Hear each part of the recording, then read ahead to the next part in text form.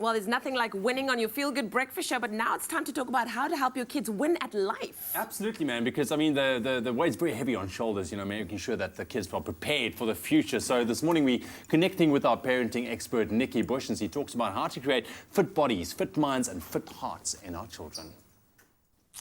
We continue our discussion about how we can help our children develop fit bodies, fit minds, and full hearts. And we're continuing that conversation with our creative parenting expert, Nikki Bush, and you're proving yourself to be an expert today. I absolutely love this and where this is going. We've simplified things this morning. It's about putting out the clutter, shutting that off, the noise, and focusing on a simple formula, the 3 Fs. So run us through the 3 Fs again, please. So we really can do the 3 Fs. So we need to bring up children who have fit bodies, fit minds, and full hearts. I love that. So how do we go about doing that? What are some of the practical ways we can start with? And we know physical, get outside, enjoy it, love it, do that with your child. But a fit mind, that can be a bit more tricky or a bit more nuanced. That's right. So let's go back to the body quickly, because there's 2 things here. The one is to get our children to actually appreciate real food. To forget the salty, sugary stuff, or the overly salty, sugary stuff. So real whole foods, and foods that don't just come out of a frozen packet. Some children think that potato chips were grown like that. Okay, that they don't even know what a real potato looks like. Okay, number 1. Number 2 is that the bulk of our brain and body are made up of water. And in order to have a fit body and a fit mind, we need to drink water, not just sugary, fruity drinks, but real water, so that we plump up all the good stuff inside us. And then the fit mind. You know, we live in an era of information overload, just-in-time information. We can find it anywhere. Yeah, it's at our fingertips. But to exercise the brain, we also have to exercise the memory. And we have to learn how to consciously store information and learn how to retrieve it when we need it.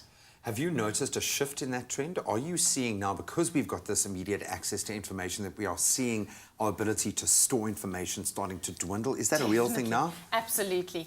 And because our children have always had technology, they actually don't seek general knowledge. So they don't remember where are the continents, what are the capital cities, major rivers of the world, mountains. So when something happens in the news, they actually don't know. They don't have a bearing on a map as to where this actually happened. They would have to go and Google it.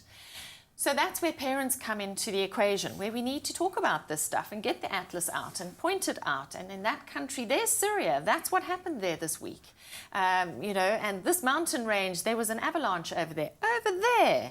So that when children are in a conversation with an influential adult one day, who may offer them a job, they actually sound intelligent. They don't have to say, well, just wait, can I Google this?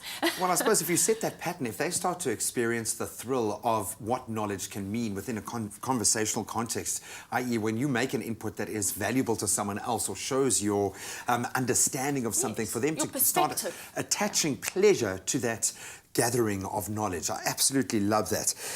Full heart. For me, I can understand it. We have obviously many opportunities to fill our heart in this job, but how do you, living a normal life, fill your heart with love?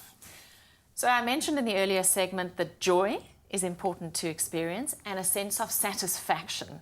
But there's a third thing I'd like to add here, and that is a sense of personal progress.